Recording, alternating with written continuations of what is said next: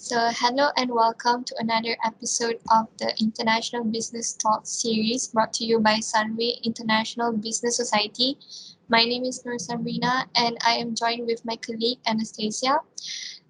Joining us today is Mr. Dinesh Jayabalan from Unilever Malaysia. Hello Dinesh, how are you? Hey there, I'm good. How are you doing? I'm good. Alright, first off, could you kindly introduce yourself and tell us a bit about what you do?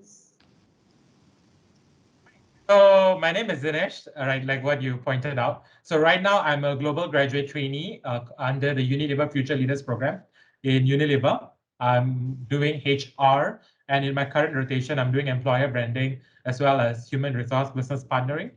So outside work, I do a lot of other stuff. I'm someone who likes to be quite engaged in a lot of things.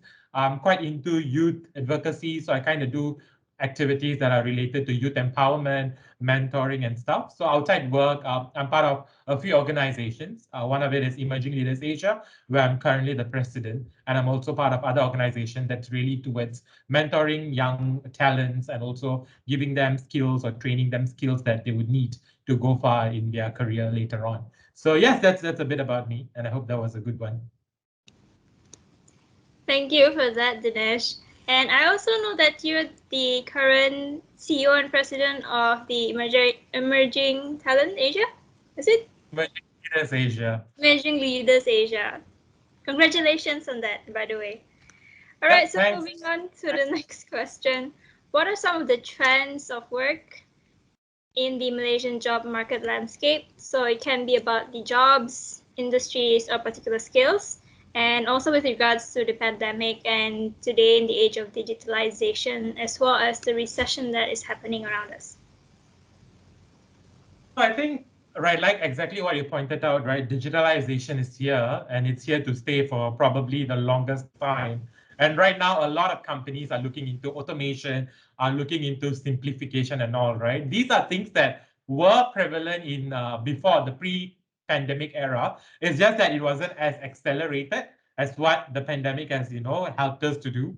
So in a way, now we are looking into how do we make best use of technology, right? And how do we bring automation into picture, for example? And this applies throughout all the roles that we have. It could be from HR, it can be in supply chain, it can also be, in any role that you do, how can then machine learning, or how can we then make things simpler? So if we talk about skills, I think there are two things to look at it, right? So one of it is more like, I would say, your personal skills in the sense of things like, resilience is definitely something that everywhere people are talking about, because it's not easy to work or lead in an uncertain way or in an uncertain setting. So resilience is there. Then agility is the new talking town, where everyone is talking about how do you be more agile, how do you work? And a lot of companies now are trying to move away from having a physical office, something that we probably would never have imagined last time, right? So how do you then get into that? So I think a lot of skills and competencies are things that are about yourself, resilience, agility, and a lot more, right? And when you talk about skills that are then more towards technical, I think one thing that everyone needs to either figure out now or later is data. And how do you use data in decision making? It's no more like he said, she said, your grandmother, grandfather, whoever said, right? We have moved on from those era. We are really into looking at insights that from the data that we get. What does the data try to say? And I think there's this one quote that says, believe in God and data. No, I believe in God. Everything else needs data. And I think that is a very appropriate quote, right? Because in a lot of meetings, when you go and then you are trying to justify something, if you don't have data, then you will not go, or you will not be able to convince people. So ability to read data is one. Ability to then churn the data insights is another. So I think among the many skills that are coming up, I think one of the things that are on the look right now is data. How do you process data? How do you look into data? And how do you use data to churn insights and make decisions? So yeah, I think these are two ways you can look into emerging trends and skills that are coming up. Alright, thank you Dinesh. Let us move on to the third question. What can we expect from future global trends and how will this change work as we know it? So I think one of the things I said, right, forget having a physical office. I think hybrid kind of working environment is here. And that's probably it's going to be the way to move forward. So gone are the days where you need to meet physically to, let's say, agree on something or have discussion. And a lot of us are still very much into like, oh, meeting physically and, oh, let's get together, have coffee and talk about it. So I think those days are kind of gone. What we're really looking into is things that are very fast paced, things that are, done in agile. Probably, you will never have an office, let's say, or then you probably will, never go back into office like how you used to before. So I think one of the things that's definitely in a global trend as well, what we are looking into is definitely the hybrid way of working, where you work, you do your meaningful work without having to go into office, for example. So how do you then perform at your best and be productive and also at the same time be sane and take care of your well-being when you are working from home? And obviously, the biggest issue that I think a lot of us are facing is that when you're working from home, the line between your personal life and your professional life kind of gets in the middle, right? And I think it's also true among, it can also be seen in students. Like those days, if you stayed on campus, forget having your mom around, forget having your parents around. You had a lot of freedom to do whatever you want to do. You can, go to McDonald's at 4 a.m., get breakfast, and really just and do all those things. But now, when you are at home and then your parents are constantly around, I think even you would feel that there's like you as a student and then you as also like being a child. So I think that line is here. And I think really now it's about time to how do we embrace that and how do we ensure we are able to be productive and still do our task with all these challenges that lies ahead of us. That's interesting about what you said just now. And yes, I still do remember the times when we went to McDonald's at 4 a.m. Okay, so moving on to the next question. What can fresh graduates and also job seekers need to do to be globally competitive in the current job market, aside from the skills that you've already mentioned in the previous question? So I think when you mentioned the word competitive, that alone says a lot.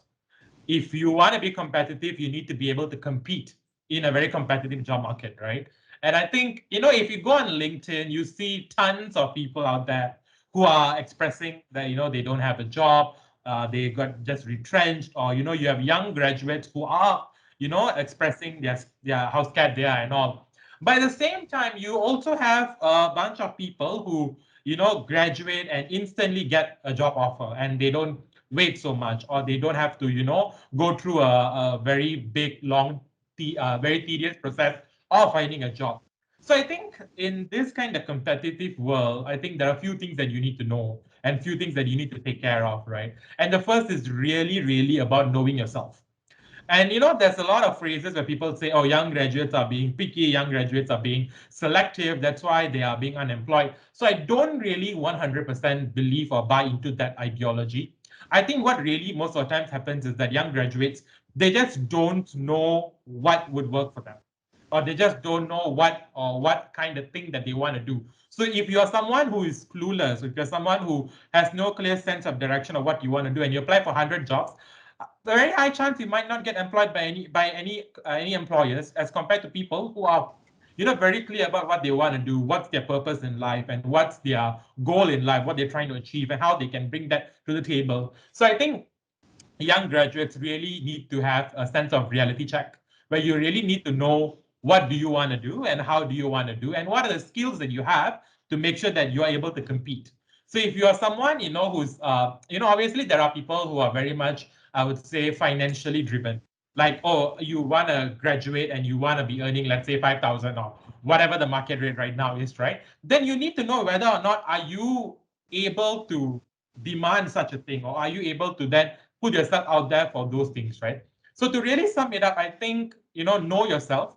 And in the process of knowing yourself, be updated with things that are happening. There are a lot of free available resources on LinkedIn, on a lot of Google things. I've been almost every week, I get invitations to like webinars where they talk about all these things. And I'm like, that all these things that are going on. So I think young graduates now, they have a lot of resources. So make use of those resources and always know that what worked for one person might not work for another person.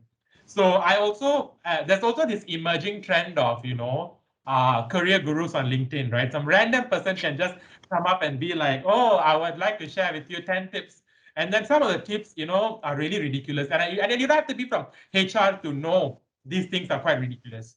So in those kind of situations, know what helps, talk to people, and reach out to people and see what helps. And then if you're really clear where you're headed, then do take baby steps to get there. So I think know yourself, be competitive, and always, embrace lifelong learning. See how you can upskill yourself, see how you can reskill yourself to get into a job that you want. So yeah, I think that's what is really important if you want to be competitive in a very competitive market out there. Alright, that is such a good answer. Alright, so for the next question is, in this pandemic where most industries are still under lockdown, what can employees do to stay motivated, to find their purpose, and how can HR facilitate this process? I think this, I'm guessing you're asking from an employer point of view, right? What's happening and all that. I can say this is a big thing that a lot of people are still trying to figure out. A lot of people are still trying to figure out how do we avail those opportunities, how do we support our employees and stuff. But I think the one way to always do that is to help people find their purpose. Like Unilever, our big mantra is that people with purpose thrive. So we always know that people who have found their purpose tend to go very far in life. They tend to be motivated, they tend to be resilient and all that. So I think what HR can typically here step in and do is that, employees are no longer just people who get work done, right? They are people. So as people with this entire thing going on, they have family, they have a lot of other things that's happening. So I think it's really important for us as employers, and also HR, your not only HR, your line managers, everyone as a big entity, to see in what ways you can support your employees. This is where the entire entity of trust comes in, right? Like, do you trust that your employee is doing the right thing? Do you have to micromanage them? Are you giving them freedom and all? So I think to keep them motivated is to always tell them that, look, what are ways we can support you, and how are we already supporting you, and always hear what things are. I'm always on TikTok, and that's quite funny, and I always see all these funny things. So one of the things I saw on TikTok the other day is when someone posted saying, if every employer was listening to the employee, then you don't have to wait until an exit interview to come to listen to why they're leaving. You already know what's happening, right? So I think communication is key. So it's about being constantly, being in touch and making sure everything is there, and then availing opportunities and support wherever you can. It's more important than ever now to make sure that we give that to our employees, to make sure that they are motivated and they stay relevant in what's happening. Okay, thank you for that. Going back to the earlier question, you were talking about upskilling. So why is upskilling, or in other terms, reskilling, important? And what are some of the trends or skills required for the future demands of work? Upskilling and reskilling is important because every day you learn something new. What was important 10 years ago is no longer important, right? And I think every day you would find articles that says that 50% or 70% of jobs in the market now might not exist when you are probably going into the future and all. This is where machine learning comes into play, and then there's data learning and all that. So in those kind of situations, I would say don't freak out. I think the world would still need humans to do things, right? It may not be as operational or technical, but I believe that human population will still be very relevant to any organization.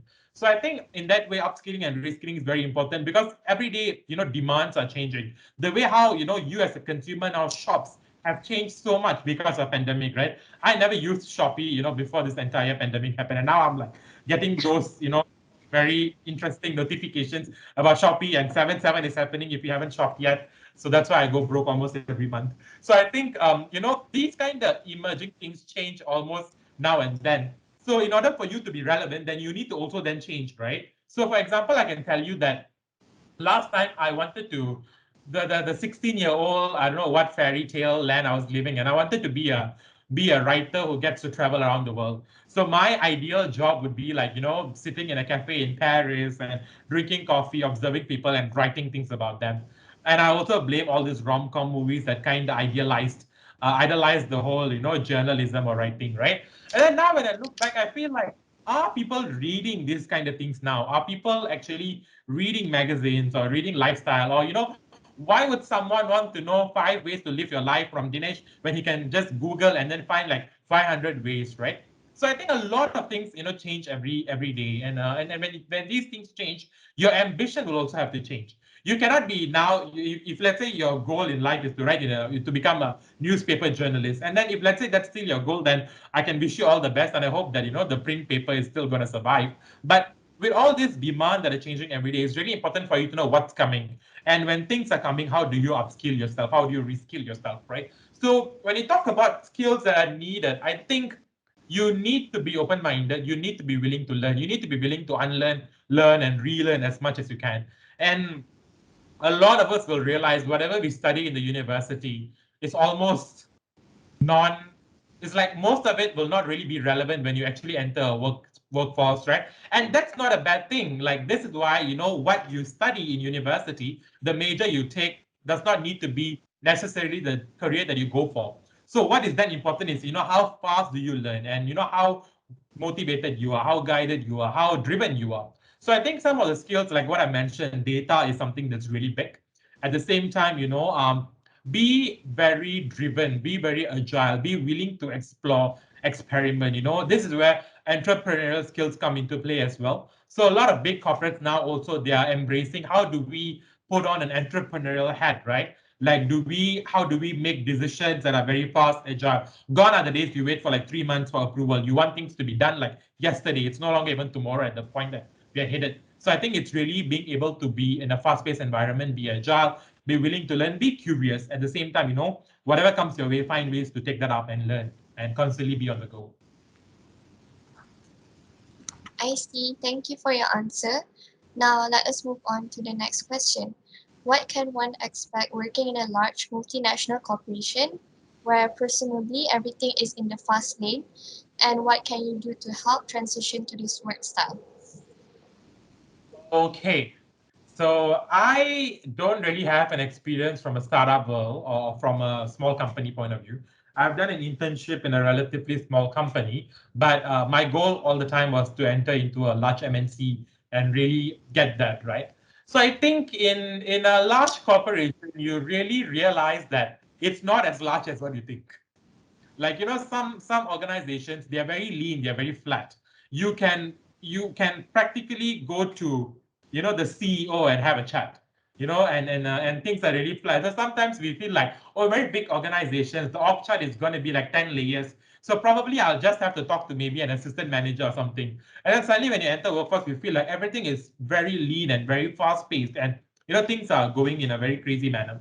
So I think in those kind of situations, it's really important for you to have good stakeholder management. Definitely, you need to be able to communicate. You need to be able to, put up your, like, whatever you're trying to say. It needs to be clear. You need to be able to articulate your opinion and all. So obviously, communication is key. So at the same time, apart from just communicating, you need to have good stakeholder management, because teamwork is what is really prevalent in a big organization, right? You will have your individual goals. At the same time, you also have like functional goals. You have like company level goals, and you even have like, your some of the goals that you're planning to contribute will not be something that you get to do. It's probably a very big cost, right? So you need to be able to play your role in anything that you do. So I think stakeholder management is really important. How do you manage different stakeholders? And you learn this in university. I don't know why a lot of people don't pick that up, right? When you work or when you do extracurriculars.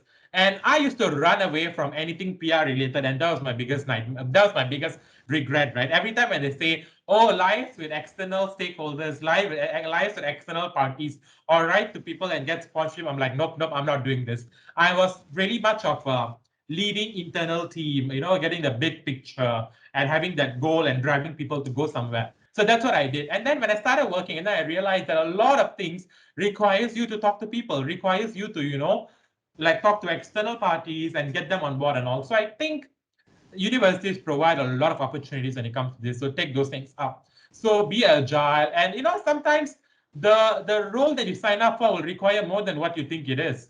Like sometimes, you think that, oh, I don't have to design anything, right? Because I'm going to do probably, let's say I'm going to be a PA, for example, as a secretarial role. And then suddenly as a secretary, you need to like design posters and then like do QC and all this. And then you're like, oh my God, is this like what I signed up for? So I think that kind of, a lot of things will come your way and a lot of things will, also move. And then you can't be arguing, this is not part of my JD, my JD does not say anywhere that I need to design.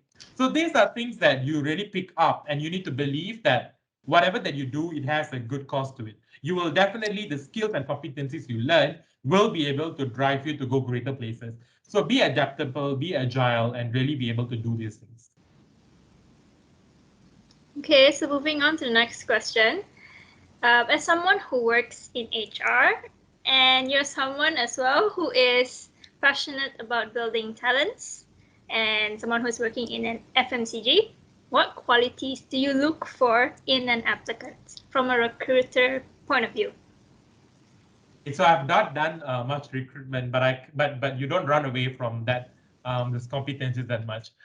As cliche as it sounds, I really would like to think attitude and mindset goes far, right? Like I said, when what will differentiate 10 talents with the same degrees, same background, graduated top of the class, valedictorians, and etc. etc. Yeah, those kind of things will help you to reach the final stage. Right? Let's say you apply for a job. Maybe every time when we open an application, let's say we get like 1,000 applicants. Then obviously we filter people, we look for their competencies, their skills, the relevant experience and all that. So when you're at a final stage of interview, let's say if there's like 10 people shortlisted for that interview, then it means that you are playing a battle with people who are on the same page as you, or maybe who are far more superior than you.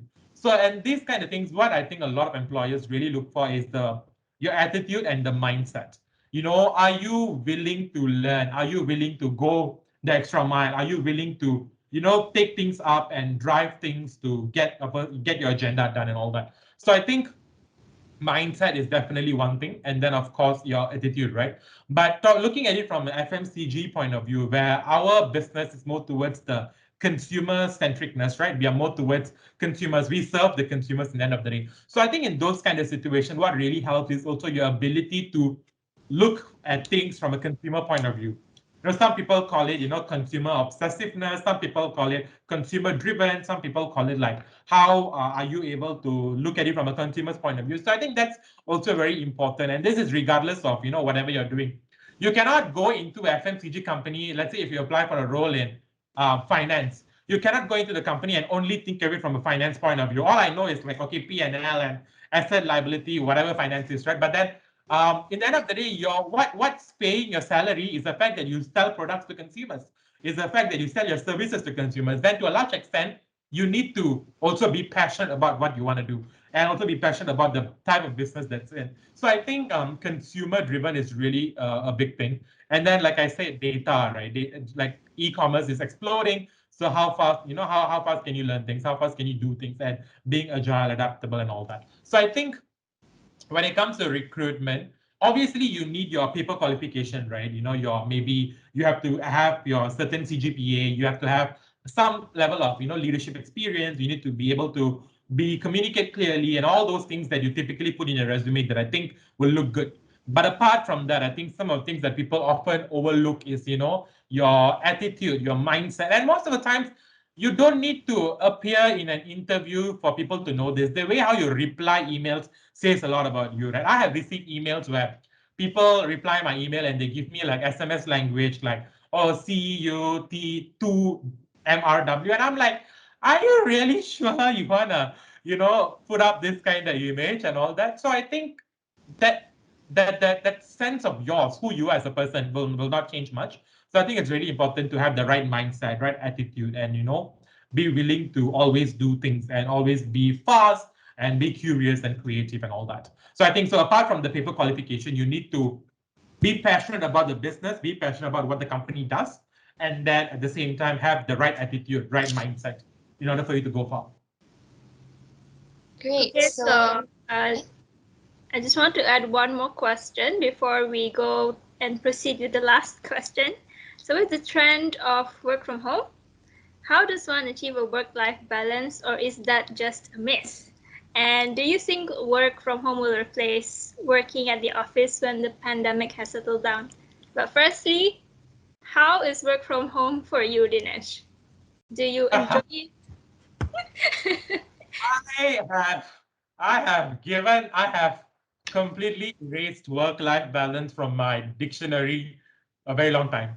I think for me, what really works is work-life integration. I don't believe in, oh, you need to have a balance between both worlds, right? I think it's how do you integrate them together? Because for me, I'm constantly thinking about my work. Like, I could be driving and I'm thinking like, what do I have to do to probably, upskill someone? What can I do to do this better? And what can I do to promote a certain thing? So I'm constantly thinking about my work, and I don't think I'll run away from that. And even if, like, say, I go on holiday and I see something, and I'll be like, oh, this can be done in my workplace as well, and all that, right? So I think this whole entire work-life balance, I don't subscribe to it. I don't think it's a myth. I think it's just a story that probably someone just said and it probably does not exist, right? So I think for me, it's really about how do you integrate that both world together. And this is where a lot of organizations now are really flexible. You know, when I was looking for a job, I was very clear that I will not go into a company where you have to wear shirt every day. That was like my first my one on top of my criteria, right? Like my fashion sense is horrible, and I can't be wearing shirt and tie every day. So that's like one thing that I was very clear about. So I think we are moving into a world where things are very flexible. Employers are no longer interested about what you wear or what time you work or where you're working. Employees are more interested about, are you delivering what you're supposed to deliver at the right time? Are you able to lead during uncertain period and all? So I think for me, to answer that question, I think it's really about work-life integration. And I think often, I don't know, I think this is my personal belief. I don't know if you would agree. I also feel like when you're young, you don't have a lot of commitments going on, right? You don't have like, for me, I'm single. I don't have like a wife and kids and all. So I think these are things that when you're young, you get to really then also explore a lot. Like I kind of feel like, you can use that to your advantage. And this is where really spend all those time that you don't have to be looking after someone per se to really learn, learn as much as you can. At the start of the career, I think that's where you really get to really absorb a lot and then be able to deliver, right? So I think that's why I feel work-life balance to me it's a myth. I think work-life integration is what works for me.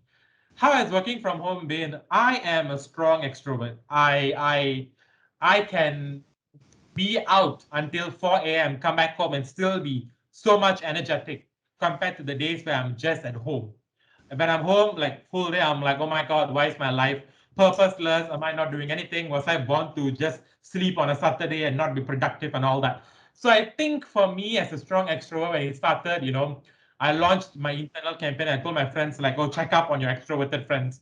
Like, make sure they're doing okay, catch up with them and all. So I used to schedule catch up with my extroverted friends. And some of my friends used to do that with me too, just to make sure that, we are mentally sane and all. So I think it was definitely not easy. And then as things go, then you realize, like I said, there might not be a physical office anymore, right? Or maybe there will not come a time where you have to go back to office like how you used to. Like 5 days at office might not exist. So that's when I was like, okay, now I need better lighting to my room. Let me go and see what I need to get that. And then, I got like this monitor to be able to have two screens and all that. So I think those are things that I then changed and then I started embracing that, right? So that's how work from home is. And I think this is where sometimes employees play a big role.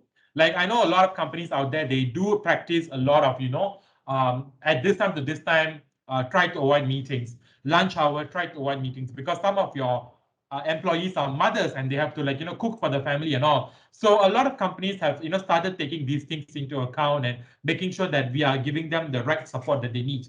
So, if let's say I have to then go get dinner for my family, or if I have to, go visit my grandparents or do something, then I can just say, if I have a meeting like, hey, can we reschedule? I really have to get something done. And I will not feel like, oh no, this is not allowed or whatever. I feel like I'm given enough empowerment to make sure that, that is done. So I think in that sense, it's really about availing those kind of opportunities and also help. So yeah, that's that. So what's headed in the future? I personally don't know if physical office is going to be a big thing. I think we are going into a hybrid mode. So probably you will probably have to only go to office maybe twice or thrice a week, or maybe different kind of rotations and all that. So I think that's here to stay, and you really just need to be able to work at best wherever you are and however you are. So I think that's what is here to stay. And I think you need to embrace that without thinking that, gone are the days where you're like, oh, let's go back to office and all. So I think it's really about work-life integration. How do you marry that both worlds together and be able to be productive, resilient, and be your best at work?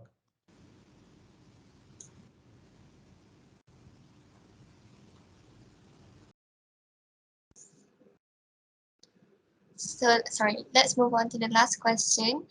With regards to your many accolades and being very young, how does one become more competent in life? Lovely question. I believe in young talent a lot. In a lot of things I've done, I've worked with people who are like twice, thrice my age, and I've always made it a point that, young talents have a lot of capabilities. They have a lot of things to offer if they're given the right training, if they're given the right platform to do that. So I think when you are young, you have like the possibilities are endless. Don't look at your job as something that's very mundane and like 9 to 5, I have to do this and then I'm done, right? There are tons of opportunities for you to really be your best. And this is where I think I relating to back what I said earlier, right? When you don't have that many commitments going on, what are you spending your time with? You can spend time really learning new skills. Like for me, I had to learn Excel because university did not prepare me for Excel. And university also did not prepare me for PowerPoint because I was surviving on a black and white template and all. And if I do that now, I'll probably get fired. So, that was a joke. So I think so when things like that are happening, then you need to see how are you making the most out of your time. Go out there and talk to people, find mentors, and really see how can you contribute to work, right? Sometimes when there are projects going on and you feel like you have that capability, you have the ability to support because not much is going on in your life, then go ahead, do that, and really be flexible. And the world is just, there's so many possibilities out there, right? And of course, outside work, find meaningful things to do and things that you like to do. Like, if you're someone who's into hiking, then make sure that you also get a bit of that, fitness and all. And this is something I've been trying to practice for the longest time, and I really hope someday I'll be successful where I will be able to bring that fitness part into my equation of life, right? And there's something that I've been trying to do and all. So I think when you're young, be sure that you're able to deliver things. Like, I think gone are the days where you might not be entrusted with big projects and all. Nowadays, when you're young, you're given big projects, always go the extra mile. And at the same time, this is where, like I said, your attitude comes into play, your mindset comes into play. So be willing to do a lot, be willing to experiment a lot, explore, and at the same time, continuously learn and grow. So if you feel like you are in a setting where as a young talent, you're not given many opportunities to learn and grow, that's when you need to reassess your decisions, right? Then are you in the right organization? Are you in the right company? And do you want to be stagnant in your career? I think the worst thing that can happen to anyone at a very early stage of their life is being stagnant or finding no meaning to what you do.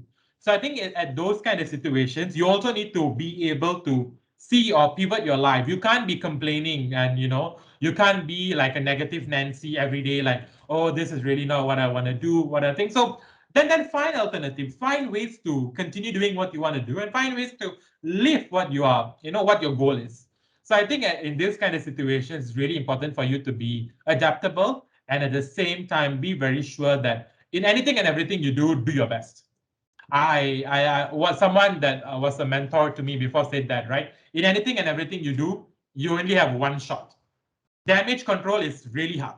If you screw up one task and people have a very bad impression of you, for you to recover from that damage is really, really hard, right? So have that mentality that in anything that you do, every report, every task, every small thing you do, be your absolute best and put up a good show. So that will go places. That will be able to, really make people see that young talents have something to do and have something to say.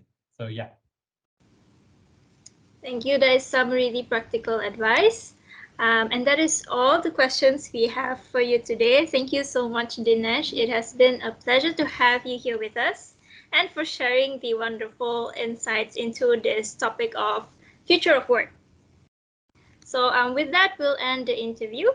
Catch us on another episode of International Business Talks. Until then, thank you and bye-bye.